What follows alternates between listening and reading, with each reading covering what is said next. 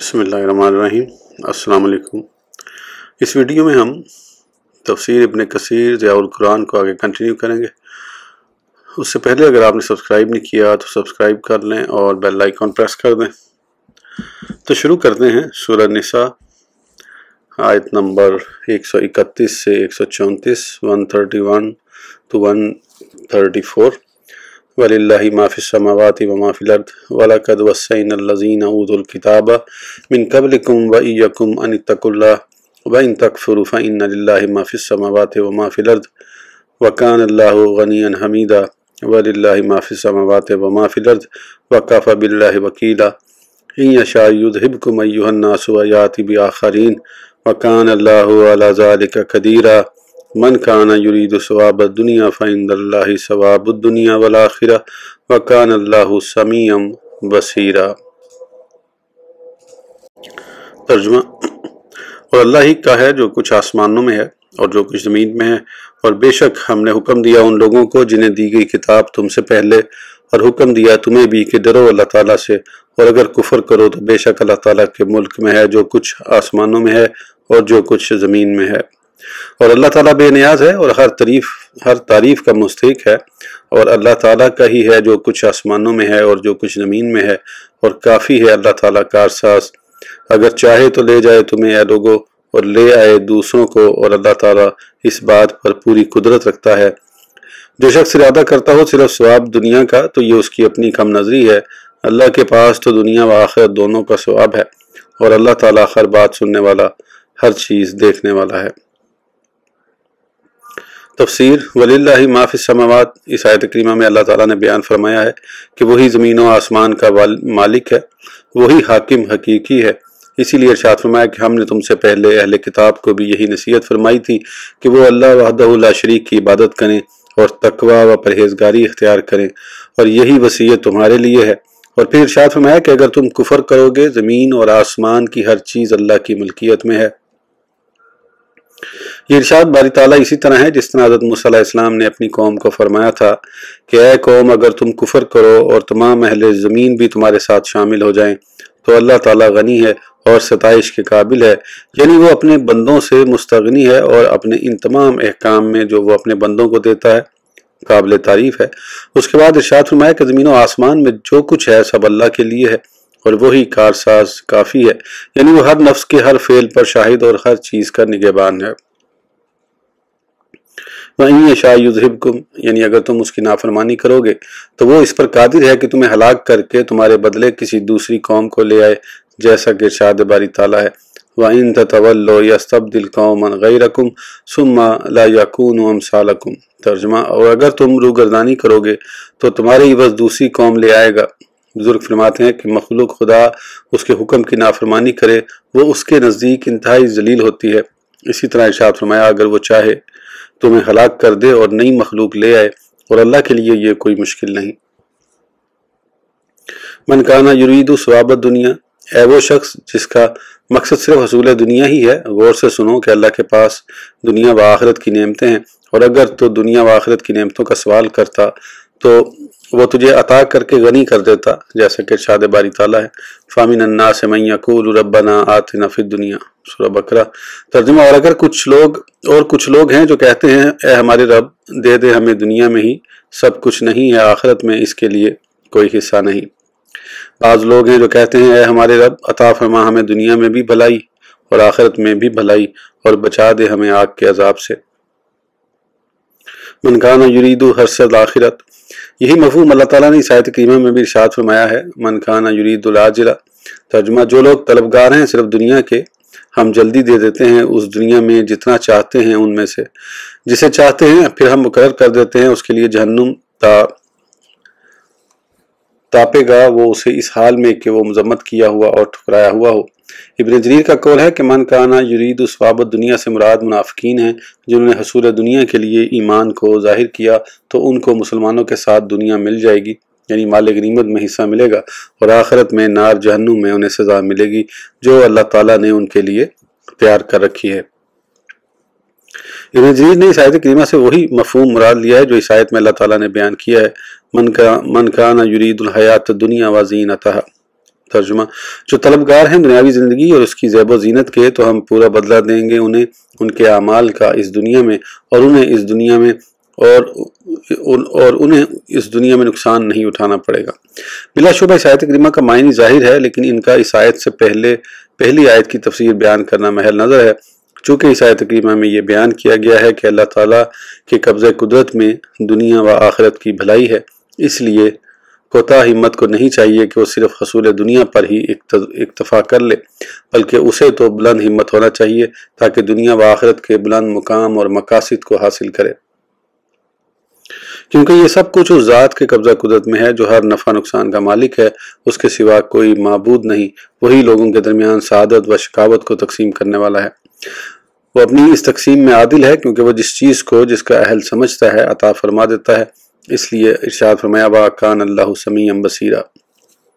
سورہ نساء آیت نمبر 135 135 یا ایھا الذین آمنوا کونوا قوامین بالقسط شہداء للہ ولو علی انفسکم او الوالدین والاقربین ان یکن غنیا او فقیرا فاللہ اولی بہما فلا تتبعوا الہوی ان تعدلوا وان تلووا او تعرضوا فإن اللہ کان بما تعملون خبیرا۔ ترجمہ: اے ایمان والو، ہو جاؤ مضبوطی سے قائم رہنے والے انصاف پر، گواہی دینے والے محض اللہ کے لیے، چاہے گواہی دینا پڑے تمہیں اپنے نفسوں کے خلاف یا اپنے والدین اور قریبی رشتہ داروں کے خلاف۔ جس کے خلاف گواہی دی جا رہی ہے وہ دولت مند ہو یا فقیر، پس اللہ زیادہ خیر خواہ ہے دونوں کا، تو نہ پیروی کرو خواہش نفس کی انصاف کرنے میں، اور اگر تم ہیر پھیر کرو یا منہ موڑو تو بے شک اللہ تعالیٰ جو کچھ تم کرتے ہو اس سے اچھی طرح باخبر ہے۔ تفسیر: یا ایھا الذین آمنوا، اللہ تعالیٰ اہل ایمان کو حکم فرما رہا ہے، اے ایمان والو، عدل و انصاف پر مضبوطی سے قائم رہو، عدل کو چھوڑ کر دائیں بائیں نہ دیکھو، احکام الہی کی ادائیگی میں کسی سے نہ ڈرو، کوئی لالچ خواہش نفسانی تمہیں عدل سے دور نہ کر دے، اور اس سلسلے میں تم ایک دوسرے کے معاون مددگار بن جاؤ، اور اگر تمہیں گواہی دینا پڑ جائے تو اللہ کی رضا اور خوشنودی کے لیے دو۔ جب تمہاری گواہی اللہ کے لیے ہوگی تو یہ ہر قسم کے جھوٹ و فریب تخریف سے خالی اور سچی گواہی ہوگی، اور اگرچہ گواہی تمہارے خلاف بھی ہو اور اس میں تمہارے نقصان کا اندیشہ بھی ہو تو سچ اور حق کا دامن نہ چھوڑو، کیونکہ اللہ تعالیٰ اپنے مطیع اور فرمانبرداروں کے لیے ہر مشکل میں کوئی نہ کوئی راہ نکال لیتا ہے۔ اسی طرح والدین اور قریب کے رشتہ داروں میں گواہی دینا پڑے تو کسی قسم کی رعایت نہ کرنا، اگرچہ انہیں اس وجہ سے نقصان ہی ہو، کیونکہ حق کا ہی بول بالا ہوتا ہے۔ گواہی کے معاملے میں نہ تو کسی دولت مندی اور غنا کا خیال رکھنا اور نہ ہی کسی کے فقیر کی وجہ سے اس پر ترس کرنا، کیونکہ اللہ تعالیٰ ہر ایک کا نگہبان اور والی ہے، اور وہ تم سے بہتر جانتا ہے کہ ان کی بہتری کس چیز میں ہے۔ اور اسی طرح خواہشات نفسانی، عصبیت اور کسی کے ساتھ ناراضگی عدل ترک کرنے پر نہ ابھارے، بلکہ تمہیں چاہیے کہ ہر حال میں عدل کو اپنا شعار بنا لو، جیسا کہ اللہ تعالیٰ نے ارشاد فرمایا وَلَا يَجْرِمَنَّكُمْ شَنَآنُ قَوْمٍ۔ ترجمہ: اور ہرگز نہ اکسائے تمہیں کسی قوم کی عداوت اس پر کہ تم عدل نہ کرو، عدل کیا کرو، یہی زیادہ نزدیک ہے تقویٰ سے، اور ڈرتے رہا کرو اللہ سے، بے شک اللہ تعالیٰ خوب خبردار ہے جو کچھ تم کرتے ہو۔ جب رسول اللہ صلی اللہ علیہ وسلم نے حضرت عبداللہ بن رواحہ کو اہل خیبر کے پاس بھیجا تاکہ وہ ان کے پھلوں کی پیداوار کا اندازہ لگا کر بیت المال کا حصہ وصول کریں، ان یہودیوں نے ان کو رشوت دینا چاہی تاکہ وہ اس معاملے میں نرمی سے کام لے، تو آپ نے فرمایا کہ رسول اللہ صلی اللہ علیہ وسلم میرے نزدیک تمام مخلوق سے زیادہ محبوب ہیں، اور میرے نزدیک کتوں اور خنزیروں سے تم بدتر ہو، لیکن اس کے باوجود رسول اللہ صلی اللہ علیہ وسلم سے محبت کی وجہ سے، تمہارے سے دشمنی کی وجہ سے تمہارے ساتھ بے انصافی نہیں کروں گا۔ جب انہوں نے یہ بات سنی تو کہنے لگے ایسی ہستیوں کے ساتھ زمین کا نظام قائم ہے۔ سورہ مائدہ کی تفسیر میں یہ حدیث مکمل آئے گی۔ وَإِن تَلْوُوا اور تُعْرِضُوا، حضرت مجاہد اور کئی دوسرے مفسرین نے بیان کیا ہے کہ لیو کا معنی تحریف کرنا اور قصداً جھوٹ بولنا ہے۔ اس طرح معنی یہ بن جائے گا کہ اگر تم گواہی میں کوئی تحریف و تبدیلی کرو گے تو بے شک اللہ تعالیٰ اس سے باخبر ہے اور تمہیں اس کی سزا دے گا۔ آراز کا معنی شہادت کو چھپانا اور ترک کرنا ہے، جیسا کہ ارشاد باری تعالیٰ ہے کہ جو گواہی کو چھپائے گا وہ سخت گناہگار ہوگا۔ رسول اللہ صلی اللہ علیہ وسلم نے ارشاد فرمایا بہترین گواہ وہ ہے جو دریافت کرنے سے پہلے ہی سچی گواہی دے دے۔ سورہ نساء آیت نمبر 136 136 یا ایھا الذین آمنوا آمنوا باللہ ورسولہ والکتاب الذی نزل علی رسولہ والکتاب الذی انزل من قبل ومن یکفر باللہ وملائکتہ وکتبہ ورسولہ والیوم الآخر فقد ضل ضلالا بعیدا۔ ترجمہ: ایمان والو، ایمان لو اللہ پر اور اس کے رسول پر اور اس کتاب پر جو نازل فرمائی اللہ تعالیٰ نے اپنے رسول پر، اور اس کتاب پر جو نازل کی اس سے پہلے، اور جو کفر کرے اللہ کے ساتھ اور اس کے فرشتوں اور اس کی کتابوں اور اس کے رسولوں اور روز آخرت کے ساتھ، تو وہ گمراہ ہوا اور گمراہی میں دور نکل گیا۔ تفسیر: یا ایھا الذین آمنوا، یہاں اللہ تعالیٰ اپنے مومن بندوں کو حکم دے رہا ہے کہ وہ ایمان میں پورے داخل ہو جائیں اور اس کے تمام احکام اور ارکان پر کاربند ہو جائیں۔ یہاں اہل ایمان کو جو اللہ تعالیٰ نے آمنوا باللہ کا حکم دیا ہے، اس کو تحصیل حاصل نہیں کہہ سکتے، بلکہ یہ تکمیل کامل ہے، اور اس کا معنی یہ ہے کہ ایمان پر مضبوطی سے قائم ہو، جیسا کہ ہر مسلمان پر نماز اہدنا الصراط المستقیم کہتا ہے۔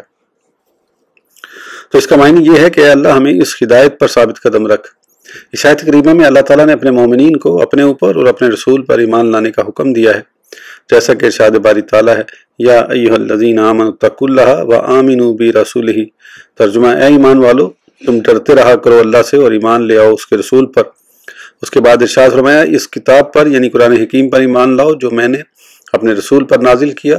اور ان تمام کتابوں پر بھی ایمان لاؤ جو اس سے پہلے میں نے نازل کی۔ یہاں قرآن پاک کے بارے میں نزل کا لفظ استعمال کیا گیا ہے، اور دوسری کتاب سماویہ کے بارے میں انزل کا لفظ استعمال کیا ہے،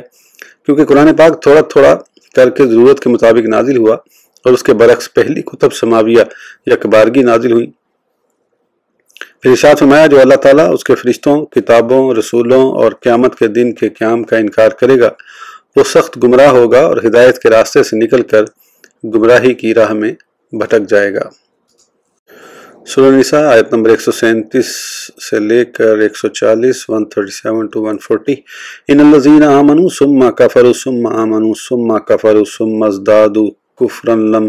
یکن اللہ لیغفر لهم ولا لیہدیہم سبیلا بشر المنافقین بان لهم عذابا علیما الذین یتخذون الکافرین اولیاء من دون المؤمنین ایبتغون عندهم العزۃ فإن العزۃ للہ جمیعا